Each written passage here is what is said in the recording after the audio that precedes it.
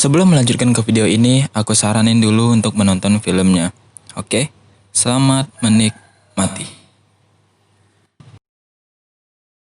Cerita ini dimulai dari Liza dan anaknya yang bernama Jude yang tinggal tenang di rumahnya. Ia tinggal berdua karena suaminya memiliki pekerjaan yang tidak bisa ditinggalkan. Pada suatu malam, rumahnya diserang oleh dua orang pria bertopeng yang tak dikenal dan meninggalkan tragedi bagi mereka berdua, seperti Liza yang terus diganggui oleh mimpi buruk dan anaknya Jude yang mempunyai penyakit mutisme atau tidak bisa bicara karena suatu trauma, dan ia berkomunikasi melalui buku catatan. Selang beberapa bulan, suaminya yang bernama Sean menyarankan agar mereka untuk pindah ke pedesaan untuk memulihkan kesehatan mereka. Mereka bertiga pun pindah ke suatu desa. Setelah sampai di rumah di suatu pedesaan tersebut, mereka menjelajahi properti dan rumah-rumah yang ada di sana. Kemudian, Jude, karena suatu bisikan-bisikan, ia menemukan boneka porselen yang terkubur di bawah tanah. Sementara Liza dan Sean menjelajahi rumah besar yang dekat rumahnya, menyadari bahwa anaknya hilang.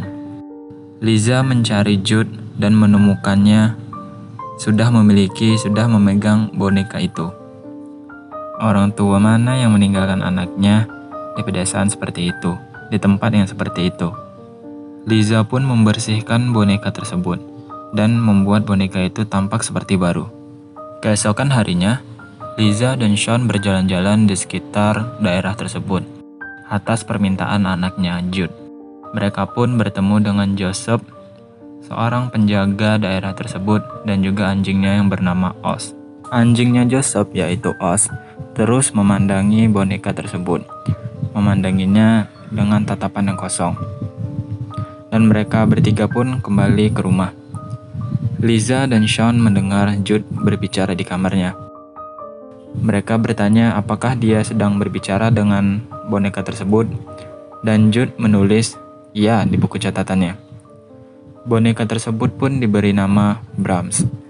Jude mengatakan bahwa boneka tersebutlah yang menulis namanya sendiri di buku catatan, yaitu Brahms.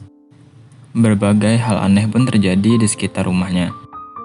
Sean beserta Liza mendiskusikan perubahan perilaku mental Jude dengan dokter terapis mereka. Joseph pun menghampiri Jude yang sedang duduk di kursi dan berkata kepada Jude bahwa anjingnya hilang. Tetapi tampaknya tidak ada yang melihat anjing itu kemana. Sementara itu, Liza menemukan gambar-gambar yang sangat disturbing, yang sangat seram, yang diambilnya di kamar dari Jude.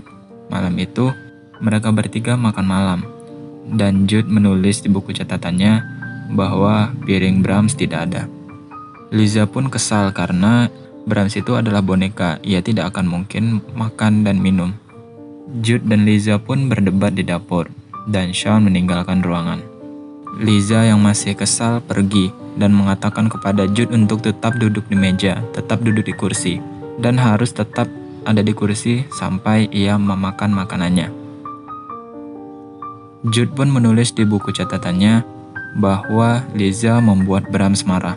Liza pun tak peduli dan langsung meninggalkan tempat makan tersebut.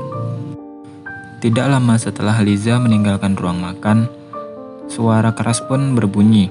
Sean dan Liza pun berlari ke ruang makanan dan menemukan meja dan kursi ruang makan telah terbalik. Jude yang ada di sana merasa ketakutan dan menulis bahwa itu bukan perilaku dia, melainkan itu adalah perilaku Brahms karena Brahms telah marah kepada Liza. Sean dan Liza pun berdebat tentang Jude dan Brahms. Sean mengatakan bahwa tidak mungkin seorang anak kecil seperti Jude mampu membalikkan meja dan kursi yang ada di ruang makan. Dan Liza pun masih bersikeras untuk membuang boneka Brahms. Sean dan Liza pun setuju untuk membuang boneka Brahms. Saat mereka pergi ke kamar Jude, mereka sangat terkejut karena tidak melihat siapapun di sana. Mereka hanya menemukan sebuah kertas yang berisikan tulisan Jude. "Aku sudah bilang jangan membuatnya marah." Begitulah isi dari catatan tersebut. Dan Sean pun memutuskan untuk pergi ke rumah yang besar ataupun istana yang besar dekat rumah mereka.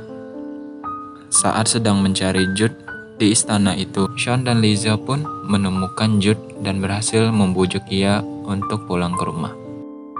Mereka pun menemukan Joseph dan memberitahu mereka secara singkat tentang sebuah keluarga yang pernah tinggal di sini sebelumnya.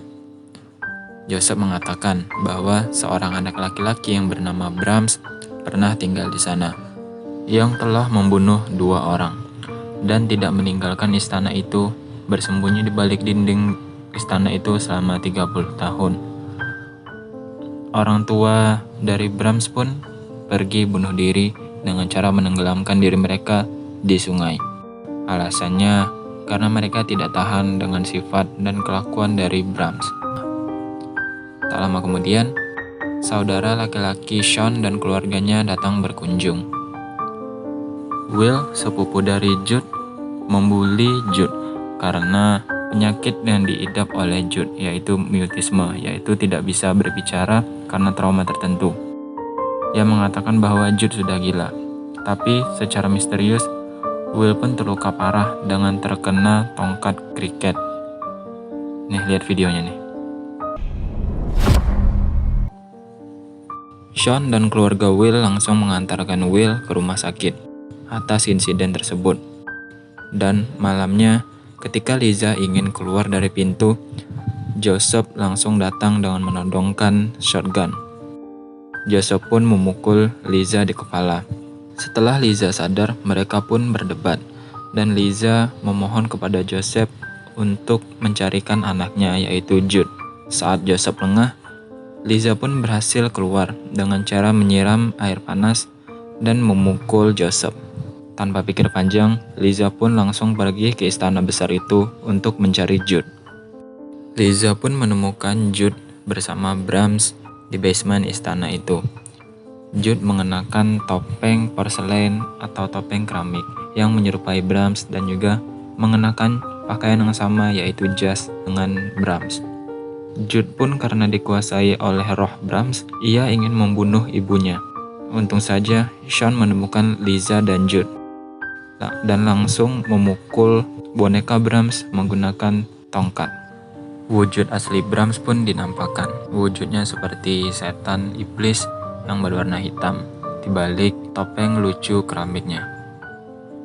Joseph pun langsung pergi ke basement mengikuti Sean dan Liza. Dan ia pun terkejut dan mengatakan ini tidak akan berakhir. Brahms akan merenggut kalian semua. Perapian atau tungku api di belakang mereka pun meledak, membunuh Joseph. Tetapi Liza, Sean, dan Jude selamat. Melihat kejadian itu, Jude pun langsung melempar boneka Brahms ke api. Dan Liza, Sean, dan Jude langsung kembali ke rumah mereka di perkotaan. Dan semuanya kembali normal seperti biasa. Film ini ditutup dengan Jude di kamar dia menggunakan kembali topeng porselen ataupun topeng keramik, dan dia mengatakan, "Selamat malam Brahms, semuanya akan baik-baik saja asalkan keluarga ini mengikuti peraturannya."